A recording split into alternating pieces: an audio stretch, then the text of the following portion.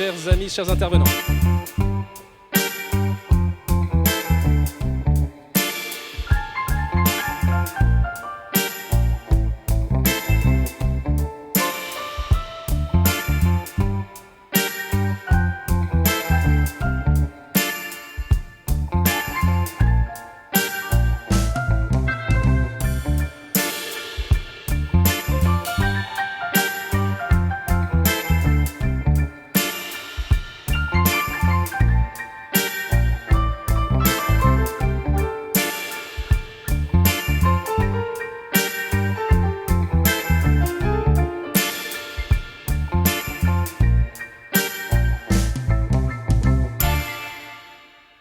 Et il s'appelle Laurent Chauveau, il est juste là. Il y a à côté de lui Gwen Potard, le premier directeur de recherche au CNRS, le deuxième directeur de la Carène. Ils vont nous parler, alors là pour le coup, vraiment d'immersion, mais peut-être plus d'artistes chez les chercheurs que le contraire. On va en parler dans quelques instants. Il y aura également Vanessa Piccoli, Séverine Puel, qui vont nous parler du projet Rémilas, où là on va se mettre dans la peau de réfugiés ou de personnes en difficulté, on va le dire comme ça, je ne veux pas spoiler. Et puis il y a également Pauline Tardigalia au centre de la scène et Marianne Guépin, la première responsable de la communication et de la médiation au Centre Enria. Vous avez un petit micro. Et Marianne Guépin, dirigeante de JDS Productions. C'est quoi JDS Productions? C'est quoi comme structure? C'est une maison de production qui fait du théâtre sur mesure pour les entreprises, les organisations. Qu'est-ce que c'est bien pitché. Et vous allez nous parler toutes deux du procès du robot. Et on commence tout de suite avec des belles images prises sur un bateau que je vais laisser Monsieur Chauveau commenter. Il faut bien commencer par quelque chose. Il y a beaucoup de choses à dire sur votre aventure de science qui commence avec une coquille Saint-Jacques. Il y a maintenant c'était quoi? C'était 2005 95, pardon. Oui, 1995. Voilà, les images sont très récentes. Hein. Ça date d'un mois et demi ou 2 mois. Ça se passe au Rade de Brest. Ouais. Et depuis, effectivement, 1995, on étudie les coquilles Saint-Jacques au Rade de Brest. Pourquoi ? D'abord pour des raisons très très appliquées, parce que il se trouve que le maire de la ville de Brest voulait savoir si dans 20 ans on allait continuer à voir des cirés jaunes quitter le centre-ville et le port de Brest pour aller pêcher des coquilles Saint-Jacques. C'était ce symbole qui servait de moteur à la recherche. Et sachant que l'écosystème, c'est encore vrai aujourd'hui, était largement perturbé par quelques activités anthropiques, dont l'élevage de porcs en Bretagne. Vous vous êtes intéressé à cette coquille Saint-Jacques parce que c'est un thermomètre. Alors, de façon complètement fortuite, en essayant de comprendre si effectivement ce stock était complètement en péril ou s'il allait être pérenne, on a découvert qu'une coquille Saint-Jacques enregistre les informations de son environnement et notamment la température avec une précision d'un thermomètre médical à une échelle journalière.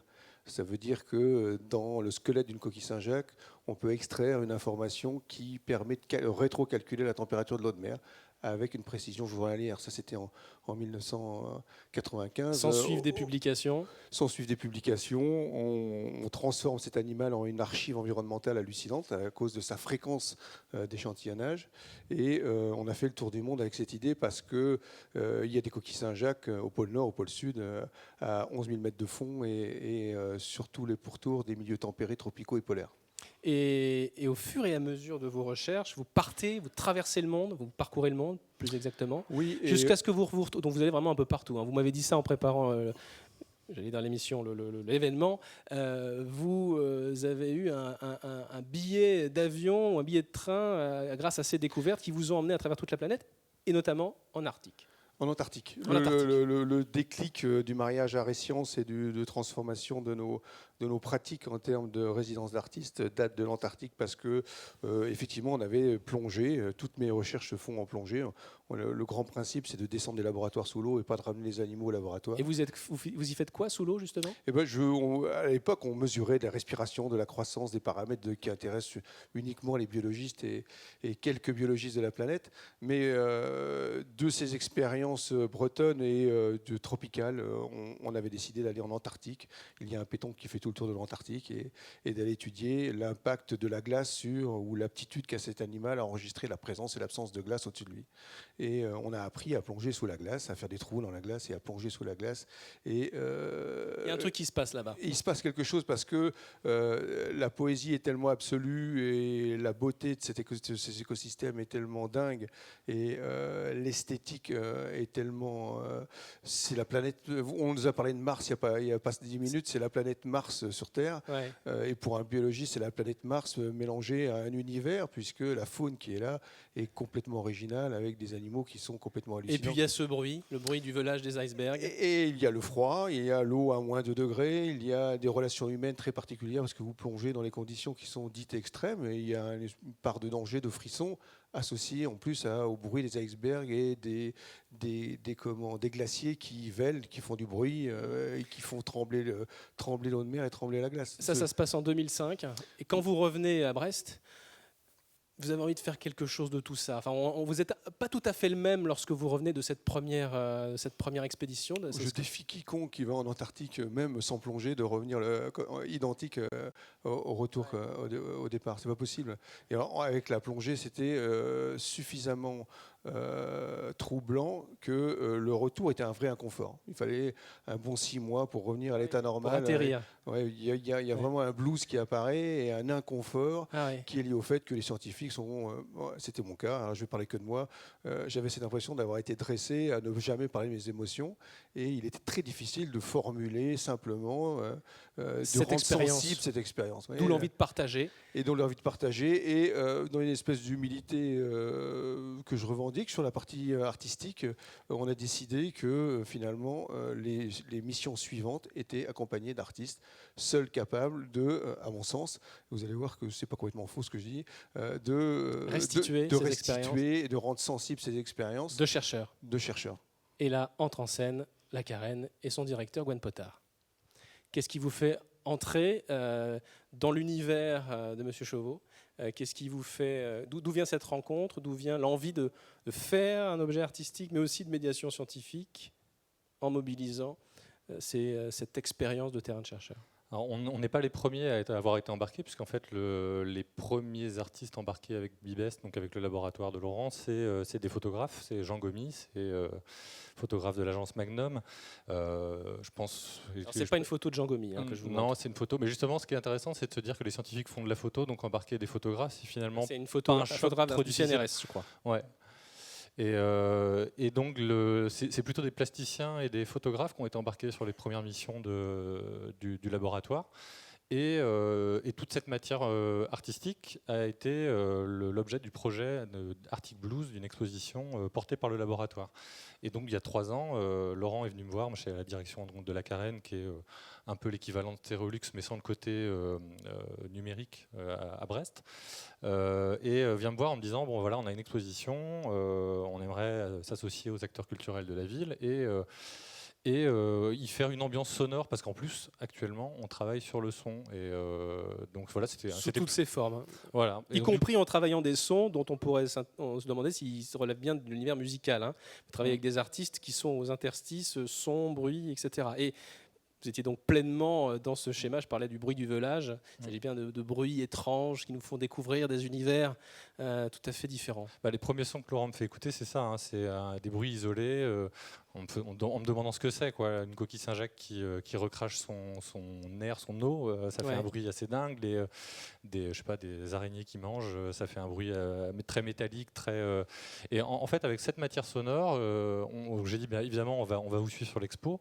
Et je suis revenu avec les sons et je les ai donnés à quelques-uns des artistes avec lesquels on travaille nous de manière régulière, en leur expliquant le contexte, parce que mine de rien, voilà, il y a un fond derrière tout ça, il y a du sens, il y a des choses qui nous touchent beaucoup. On est à Brest, on est sur le bord de l'eau, on le voit en permanence. Hein, et on nous parle de fonte des glaces et de fin du monde et ça nous touche. Voilà, je donne ces sons à des artistes qui tout de suite ont été embarqués dans l'histoire. Voilà un artiste. Voilà. Donc c'est des artistes, les 3 qu'on a associés à l'histoire finalement. Donc c'est François Joncourt, Vincent Malassi et puis Maxime Dang, qui sont chacun dans leur univers plutôt des spécialistes de musique électronique plutôt à danser d'habitude, ou ce qu'on appelle l'intelligent dance music, donc de la musique électronique, mais qui parle aussi un peu au cerveau. Et voilà, ils se sont appropriés ces sons tout de suite. Donc ils viennent, ils prennent du son, ils viennent dans votre laboratoire, dans vos laboratoires, sur le terrain. C'est pour ça que j'ai voulu commencer avec ces images où on les voit sur le bateau. Et ils prennent aussi des photos, parce que je crois qu'il y a un artiste qui est à la fois photographe et musicien. Oui, en fait, ils ont la possibilité, on a une convention entre la Carène et un laboratoire du CNRS qui autorise ces artistes à venir au gré de nos missions et au gré des manips. D'accord ? Donc, ils ont la possibilité de venir picorer, faire des enregistrements, utiliser les sons qu'on a enregistrés sous l'eau. Là, ils n'ont pas la possibilité de le faire parce qu'il y a un matériel assez spécifique. Mais ils ont un laboratoire qui leur est offert. Ça, c'est top. Ça doit être vraiment, pour un artiste comme ça, en recherche de sons d'innovation, de sons nouveaux, ça va être une mine extraordinaire. On en fait quoi de ça ? Et si je reboucle avec les préoccupations qui sont les nôtres aujourd'hui de médiation scientifique, où on arrive où quoi avec tout ça ? Ça débouche sur quoi ? Pour l'instant, on est au démarrage. Alors, ça fait que 1 an et on espère que ça va durer beaucoup plus longtemps que ça. On arrive en fait dans plein de directions différentes. On est sur une forme de carte blanche à ces 3 artistes et on est sur. Nous, l'idée, c'est de populariser quand même. D'une manière ou d'une autre, le sens de cette recherche et puis alors après, on a notre objet qui est l'objet créatif. On veut que les artistes puissent aller loin dans leur création, mais il y a quand même du fond derrière tout ça. Et donc, on est sur plein de formes. On est sur de l'édition, donc du phonographe qu'on peut écouter au casque ou sur une sono normale. On est sur du concert. On est sur de l'immersion en fait, et ça on y vient progressivement en fait. Rapidement, un des 3 artistes qui est Maxime Dang, qui est un peu plus spécialiste que les autres, nous a tout de suite dit en fait, moi avec cette matière là, vu on parle d'immersion sous l'eau en fait, là clairement on parle d'immersion dans des sons, dans des univers dans lesquels on ne peut pas aller, on parlait de Mars, mais comment faire ressentir ça de manière sensible au public, et donc on est arrivé sur de la création sous dôme. Alors on a parlé des dômes tout à l'heure, on est sur des dômes où on ne cherche pas la haute technicité, mais on est quand même sur des systèmes avec 21 enceintes en accroche, 4 au sol. On est sur du mapping vidéo, mais assez simple et finalement en complément du son, parce qu'on travaille, c'est notre matière première, c'est le son. On a vu des images aussi là dans le générique, mais on a fait un concert en casque pour 120 personnes. Oui, c'était tous ces casques bleus qu'on voyait tout à l'heure. Les casques qui brillent en fait, donc c'est en son spatialisé pour casque. Et en fait, avec cette matière, avec tous ces sons captés, avec cette matière collectée, alors soit sur le terrain, soit celle qui vient des hydrophones, donc des microphones qui sont immergés sous la banquise, les artistes ont traduit ou essayé de traduire ce qu'ils avaient ressenti ou ce qu'ils ressentent encore dans les périodes d'immersion en labo, mais aussi ce qu'on leur raconte et les comptes rendus de ces missions. Ils ne sont pas encore partis, pour l'instant on a fait le choix de ne pas les envoyer en mission, ça viendra plus tard. Donc ils passent du temps à Brest. L'émission, c'est sur la rade de Brest, qui est déjà une mission pour certains. Oui, ce qui a dû être assez... quand on n'a pas l'habitude déjà des bateaux, alors fortiori de la plongée. On va revenir dans quelques instants avec vous, mais je voulais qu'on passe un petit peu de temps à décrire cette histoire de dispositif, puisque évidemment, il y a derrière des années de recherche. Et on parlera dans quelques instants de ce qu'on en retire du point de vue des spectateurs et des auditeurs. Qu'est-ce qu'ils vous disent en sortant du dôme ? Il y a également avec nous le procès du robot. On change complètement d'univers, mais on est totalement dans l'immersion également. Là aussi, il y a de la narration, et pas qu'un peu. Et avec nous, il y a les 2 principales porteuses de ce beau projet. Qui veut se lancer pour raconter ce que c'est déjà ? C'est du théâtre, c'est quelque chose qui relève du jeu. Alors, juste pour compléter tout à l'heure, donc sur la petite présentation, effectivement, mea culpa, je n'avais pas donné toutes les informations. Donc, je suis responsable communication du centre INRIA Grenoble-Rhône-Alpes. Dans la salle, qui sait ce que c'est INRIA ? Oh bravo, formidable. On voit la réputation Je suis super contente. de l'organisme quand même. Donc c'est pas venu pour rien. l'Institut national de recherche dans les sciences du numérique. Ils ont été briefés, mais bon. Briefés. Pardon. Dans les sciences du numérique. Alors effectivement, en tant que responsable communication et médiation, on se pose la question comment on peut effectivement parler du numérique, mieux le faire comprendre. Voilà, ça c'est une préoccupation quotidienne. Ensuite, il se trouve qu'on vit un petit moment de bascule, un moment très intéressant à vivre auprès des chercheurs. Je viens de 3 jours de colloque là, avec l'ensemble des responsables d'équipe d'INRIA, et le titre de ces journées scientifiques, c'était « Le numérique, impact et responsabilité ». Donc effectivement, pour faire la suite un peu de tout ce qui a été développé juste avant. Le numérique est source de beaucoup d'inspiration, il peut ouvrir sur des mondes inconnus. Ce qui est étonnant, c'est qu'effectivement, l'expérience qu'on va vous présenter, la moins numérique et la moins technologique, c'est celle qui est portée par les chercheurs du numérique. Donc c'est assez intéressant comme mise en perspective. En tout cas, moi, c'est tout de suite ce qui m'a... Voilà. Donc en termes d'impact et de responsabilité, il y en a plusieurs, il y en a plein, on est tous là-dedans. C'est la société actuelle, un impact environnemental, un impact en termes d'énergie, en termes de gestion des données. On travaille sur des objets, de plus en plus d'objets technologiques autonomes. Ça ouvre un vaste champ interdisciplinaire qui n'est plus uniquement lié aux technologies du numérique, mais là, vraiment lié à la société et à l'ensemble de ce que ça veut dire. Et tout commence avec l'événement Le Transfo. Et là, qu'est-ce qu'on se dit ?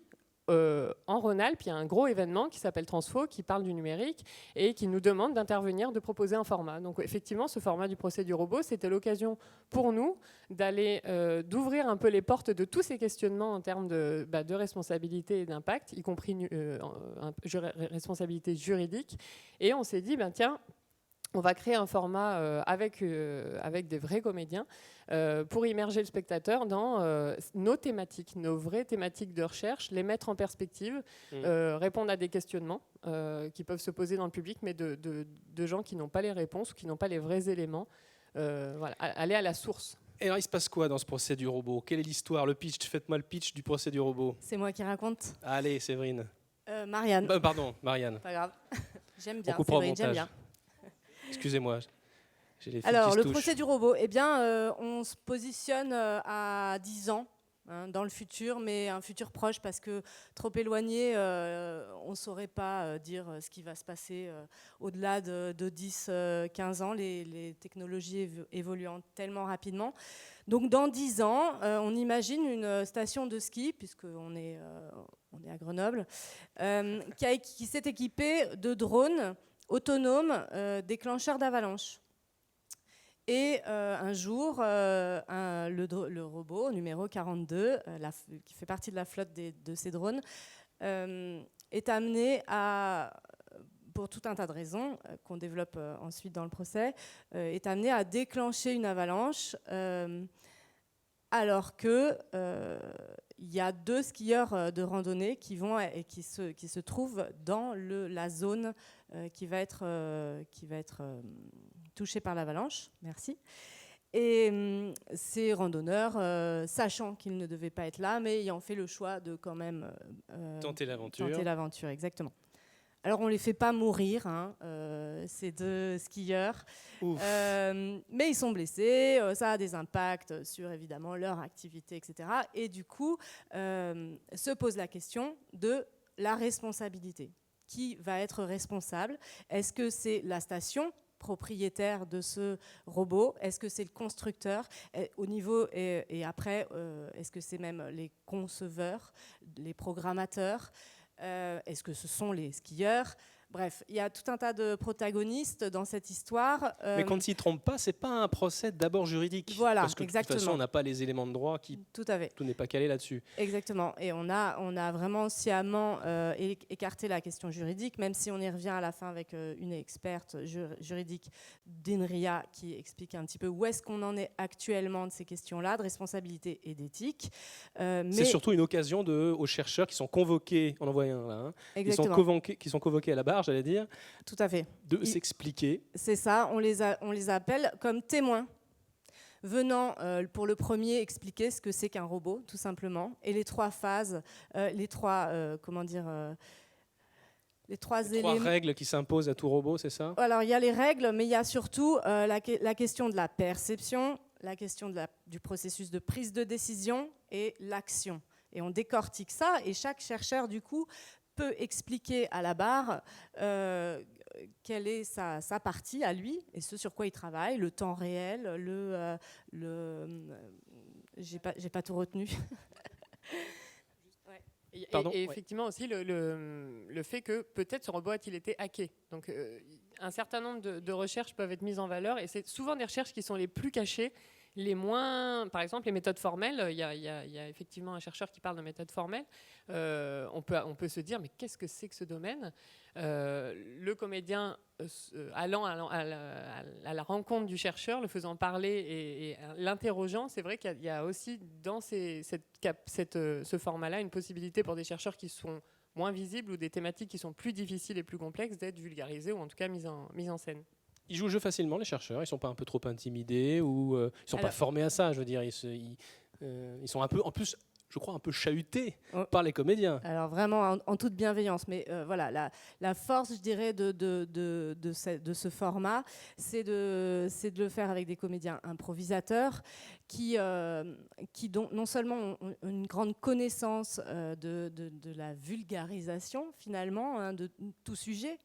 Aussi bien on traite de l'industrie métallurgique, puis un autre jour c'est des questions sociales qu'on aborde, et puis une autre fois c'est les nanotechnologies. Et il faut très rapidement comprendre de quoi on parle. Et si on ne comprend pas, eh bien là, dans ce format, on allait faire reformuler, et effectivement en taquinant, en accompagnant surtout le scientifique pour qu'il devienne compréhensible pour nous autres comédiens et donc pas du tout spécialistes du sujet, et du coup pour les gens l'ensemble dans de la salle. Parce qu'évidemment, Voilà. c'est un événement qui se joue en public, qui se joue où d'ailleurs ? Alors cette première édition a eu lieu à INRIA, Grenoble, directement, dans leur amphithéâtre.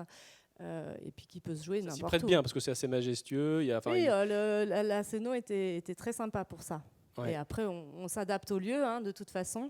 Ce sur quoi je voulais mettre l'accent, c'est l'humour. En fait, c'est l'humour comme vecteur de message, parce que c'est là-dessus qu'on s'appuie. Le juge, en entrant dans la salle, fait se lever les gens. Et puis il prend le temps d'aller s'asseoir, de faire la bise aux avocates, et puis il commence par ne vous asseyez pas, et donc il laisse les gens debout pour faire un petit temps de présentation. Finalement, il invite les gens à s'asseoir. Chaque témoin invité à la barre est amené à jurer d'une façon excessive et rigolote. Il fait se tourner sur eux-mêmes les témoins, ou bien lever la main gauche et faire 3 petits sauts et dire je le jure. Un peu d'humour potage pour détendre l'atmosphère. Complètement, et qui détend non seulement les intervenants, mais évidemment la salle qui est partie prenante aussi, puisque les comédiens peuvent se saisir de tout ce qui provient de la salle. Des réactions, des rires. Pour réagir. Ouais. Et justement, c'est un acteur, le public, ou ça reste un spectateur ? Juste pour faire un peu la différence avec effectivement ce qui se passe par exemple aujourd'hui en école de droit ou des choses comme ça, le format procès existe déjà largement. Après, c'est souvent justement uniquement centré sur la question juridique, éthique ou en tout cas de la loi. Et ce qui est intéressant là, c'est la personne qui a écrit le scénario, qui travaille chez INRIA et qui est elle-même chargée de partenariat et d'innovation. Donc elle connaissait très bien les thématiques des chercheurs. C'est pas une initiative de la com. C'est vraiment une initiative qui est venue d'une personne qui est à l'articulation entre les partenaires, l'extérieur et les recherches, les vraies recherches en dur des chercheurs. Et elle avait aussi connaissance d'une start-up INRIA qui travaille sur le vote nuancé. Et le vote nuancé, effectivement, sa perspective, c'était pas du tout de faire un procès théâtral avec on fait parler et on donne un verdict et on accuse. C'était au contraire de soulever des questions, de faire réfléchir, et à l'issue de dire vous, pour vous, quelle est l'entité la plus responsable selon vous. Et là, les gens pouvaient voter effectivement grâce à ce petit vote nuancé. Donc c'est le seul moment, on va dire, où le public est acteur. Hormis les sollicitations des comédiens qui viennent. Mais en fait, on s'est rendu compte à l'issue du procès et des échanges qu'on a eus avec les gens. Donc déjà, les retours étaient vraiment positifs. Le festival Transfo était tellement enthousiaste qu'il en a fait son événement d'ouverture et on a eu vraiment du monde. Alors que c'est pas toujours facile sur ces questions-là.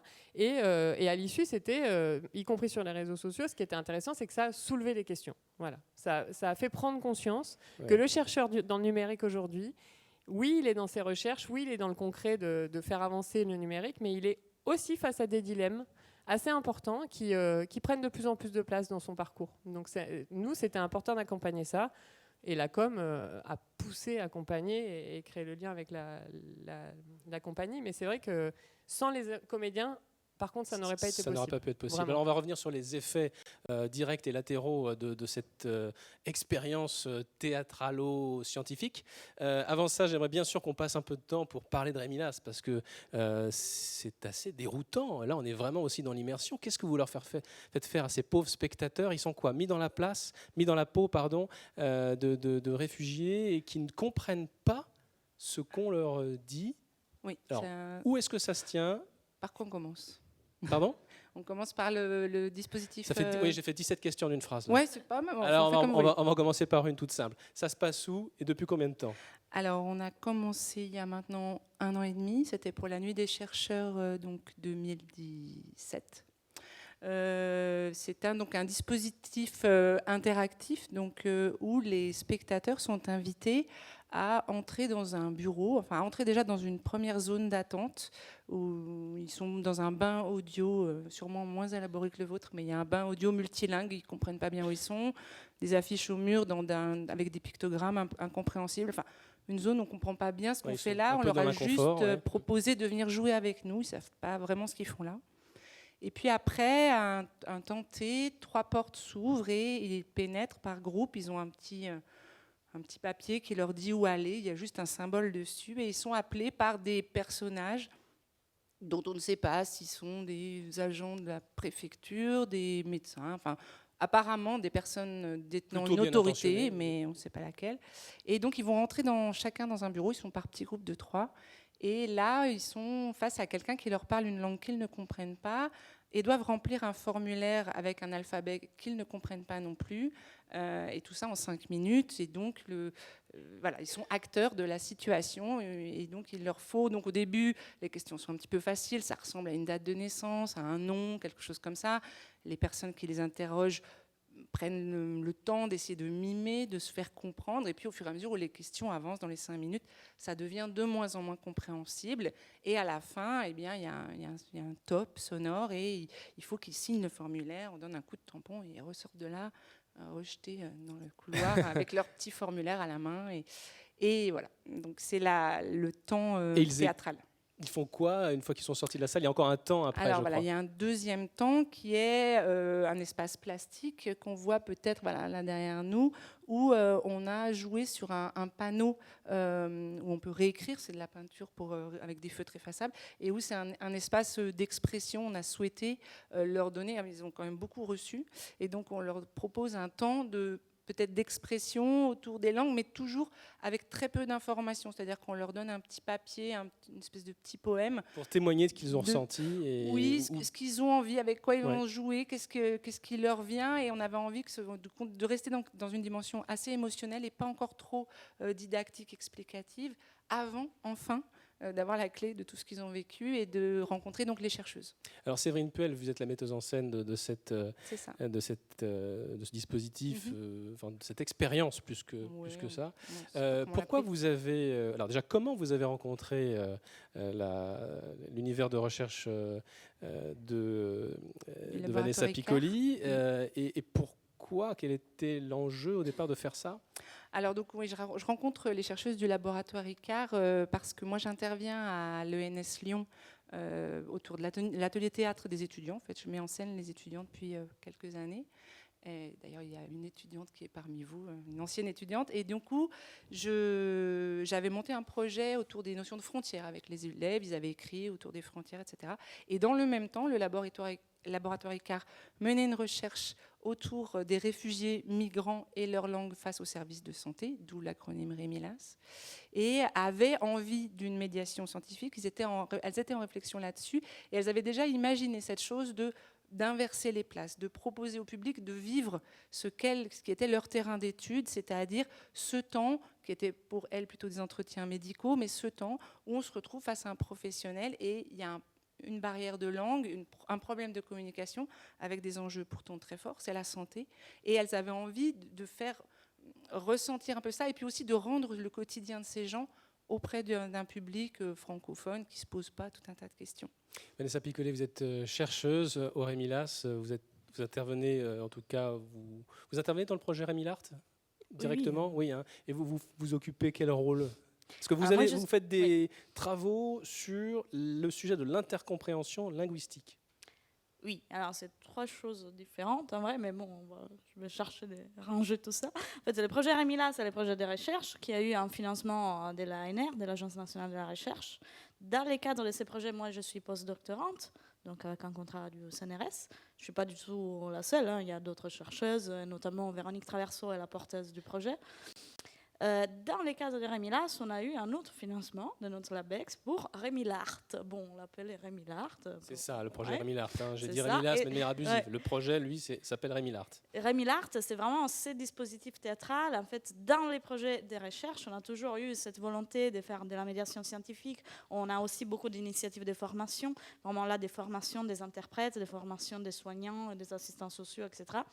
Parce que dans ce projet, on a toujours eu une posture assez engagée, en vrai. Donc, Vous travaillez sur quoi? On travaille sur les migrants et sur la communication des migrants avec les institutions françaises et en particulier dans les cadres de la santé. Donc, à la base, ce qu'on fait, nous, c'est d'aller filmer des consultations médicales ou d'autres types d'interactions avec des assistants sociaux ou des psychologues, des psychiatres. On les filme et après on les analyse. On les filme évidemment avec leur consentement, hein, et on les analyse et c'est pour ça que, on était très familiarisés avec ce type d'interaction qui dans les dispositifs théâtraux on cherche à remettre en place. Et qu'on s'est rendu compte de quel point ces situations peuvent être dures émotionnellement à vivre. Au-delà des difficultés linguistiques, c'est-à-dire vous avez parlé très justement du fait que j'étudie l'intercompréhension linguistique, ça veut dire à la base, je regarde comment les gens arrivent à se comprendre dans un milieu plurilingue, ce qui n'est pas toujours évident, parce que parfois on a des interprètes, mais dans d'autres cas on n'en a pas, donc les interactions se basent sur du débrouillage, sur parfois Google Trad, sur des gestes, sur un peu tout, et même quand on a un interprète présent, ça ne veut pas dire que tout se déroule sans problème. C'est-à-dire que la présence d'un interprète, notamment dans des cadres par exemple de santé mentale, ça peut quand même être problématique sur d'autres plans, disons. Mais donc, on a beaucoup regardé ces interactions des migrants demandeurs d'asile avec des représentants des institutions françaises. Et on a vu qu'au-delà des problèmes linguistiques, il y avait d'autres problèmes liés aussi au malaise de ces situations, aux difficultés pour comprendre les cadres, les contextes. C'est pour ça que dans les dispositifs, on retrouve cette espèce de dépaysement. Oui. Parce que parfois, on voit bien que les patients, disons, ils ne savent même pas où ils sont. Ce qu'ils sont censés faire et pourquoi ils sont là. Qui est la personne qui se trouve devant, quelles sont ses attentes. Et donc, le dispositif théâtral est vraiment basé aussi sur cette observation de nos données et vise à reproduire ça, évidemment, dans une forme théâtralisée. Quel est l'intérêt, du point de vue de la chercheuse que vous êtes, de faire ce dispositif-là? Vous en attendez quoi, finalement? Est-ce que c'est est-ce que c'est une manière de partager des expériences découvertes au gré de vos recherches? Est-ce que vous en attendez un feedback, c'est-à-dire que vous nourrissez vos recherches de ces écrits, de ces réactions que vous avez, dont témoignent les participants? Qu'est-ce qui est recherché? Les retours que nous, on a de ces dispositifs sont en direct, c'est-à-dire on n'a pas des résultats des recherches directement, mais disons, on a des résultats plus sur les plans personnels, c'est-à-dire que nous, quand même, on regarde ces données hyper lourdes où il y a des gens qui parlent des tortures qu'ils ont subies toute la journée et on développe une espèce de distance de protection très très forte, donc on ne se permet peut-être même pas d'avoir de l'empathie parce que ça serait trop dur. Et du coup, le théâtre, ça a été aussi pour nous une façon de vivre autrement.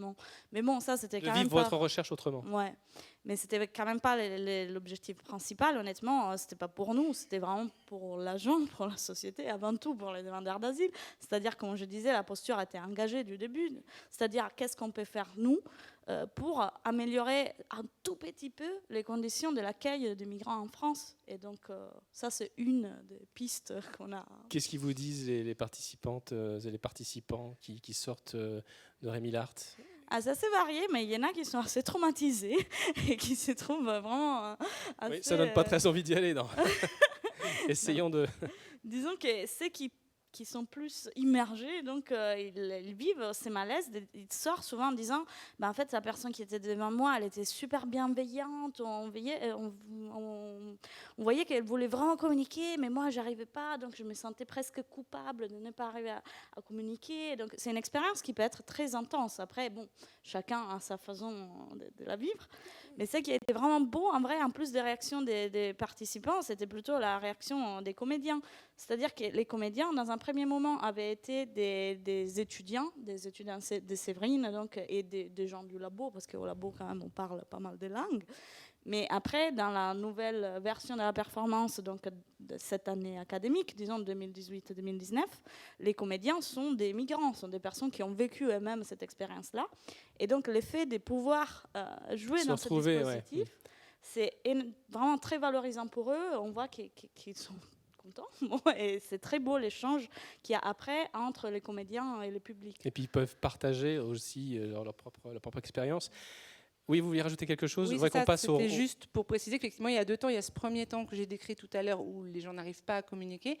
Et puis, dans le dernier temps, le temps où le public rencontre les chercheuses, les comédiens reviennent et là, utilisent le français. Et il y a tout d'un coup à la fois un grand soulagement du public de pouvoir enfin communiquer et une grande fierté parce que du coup, les comédiens sont amenés à traduire leur questionnaire parce que le public dit « là, j'ai répondu quoi? C'était quoi la question ?» Et du coup, il y a effectivement, on voit une belle fierté chez ces gens, enfin, ils passent leur temps à essayer d'apprendre le français, de se conformer à un certain nombre de choses. Et là, tout d'un coup, ils sont avec leur questionnaire, leur langue, leur alphabet. On leur dit le tigrinien, je ne sais pas si vous avez déjà vu du tigrinien, c'est magnifique. Donc, voilà, il y a des trucs comme ça. Et il y a des choses de valorisation, pas scientifique, mais humaine, qui sont très beaux. Laurent Chauveau, Gwen Potard, quel est pour votre part le retour des spectateurs, des auditeurs? Qu'est-ce qu'ils vous disent en sortant de ce dôme?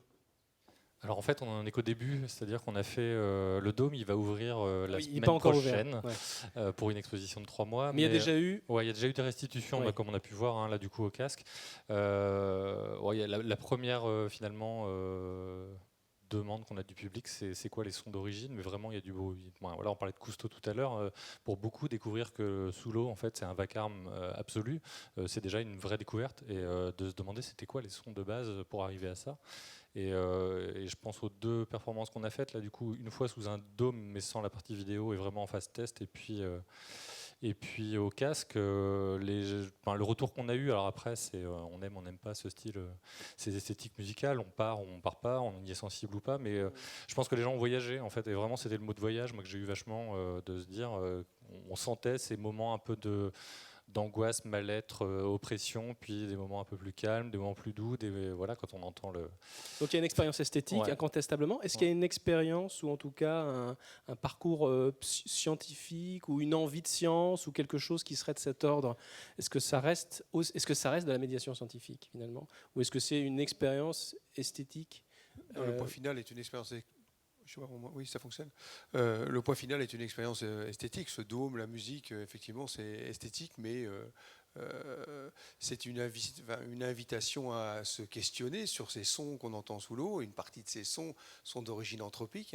Et ça veut dire que des bruits de battage, des bruits de forage, des bruits de bateau viennent masquer des bruits plus naturels.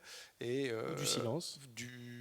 Non, il n'y a pas de silence. Il n'y a pas de silence du tout. Et des bruits de vagues, ou des bruits de glace, ou des bruits de mammifères marins, ou des bruits de crevettes, en rade de Brest, des bruits d'oursins, ou des bruits de coquilles Saint-Jacques qui se ferment.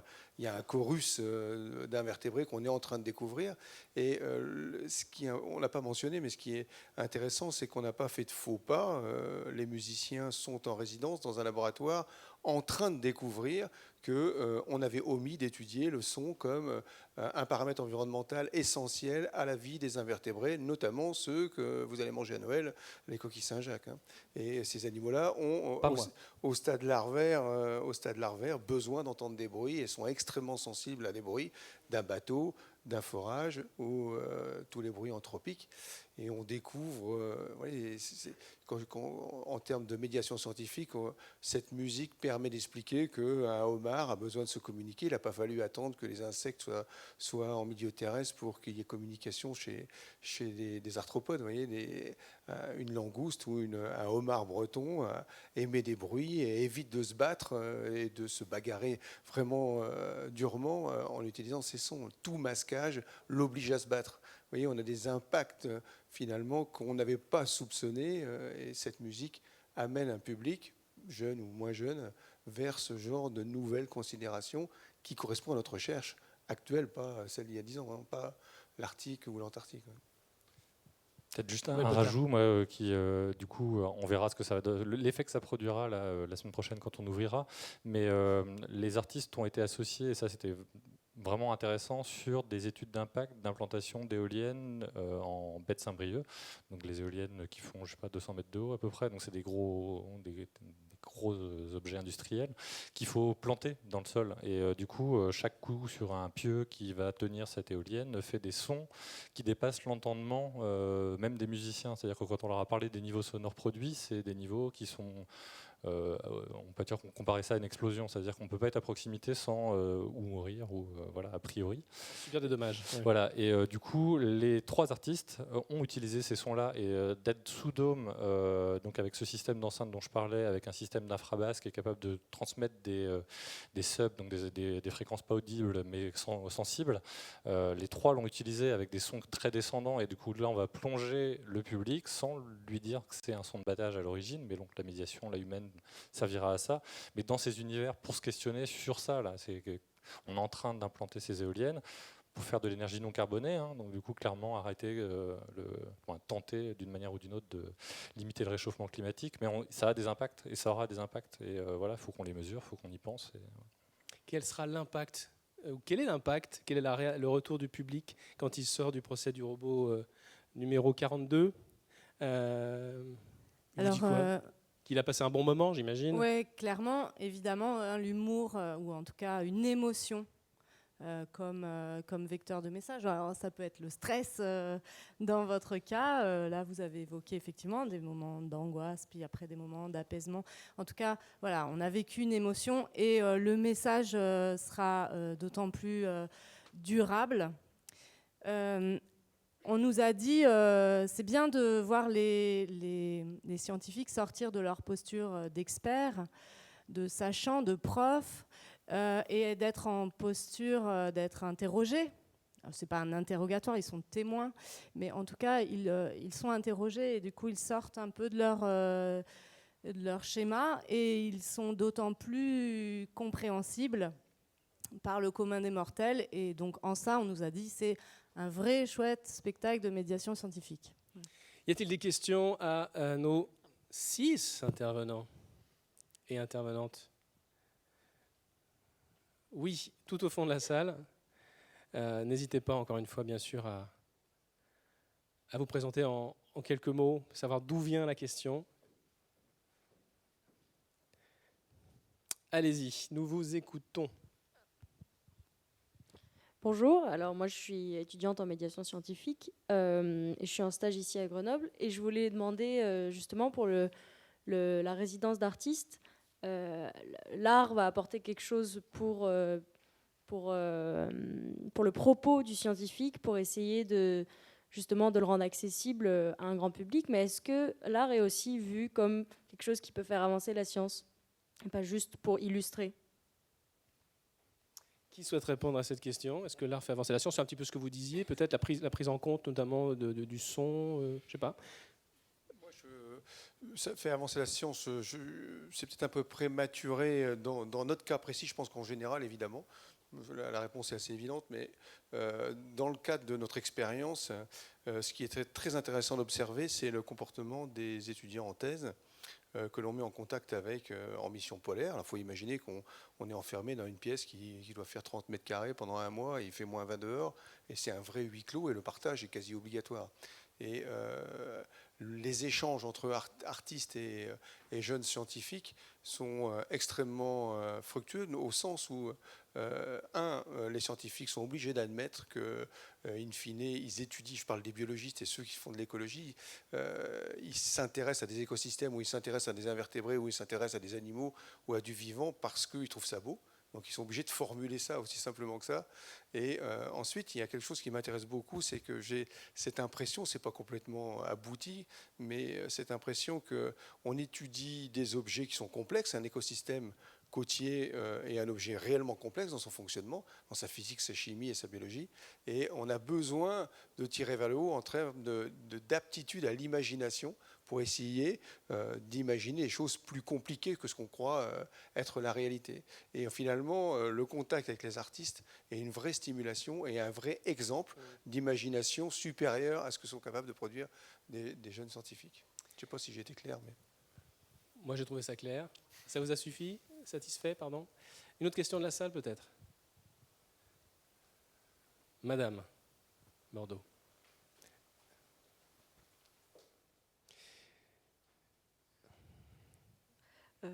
Merci pour vos 3 retours d'expérience qui sont vraiment fabuleux et puis qui complètent, je trouve, très très bien la table ronde précédente.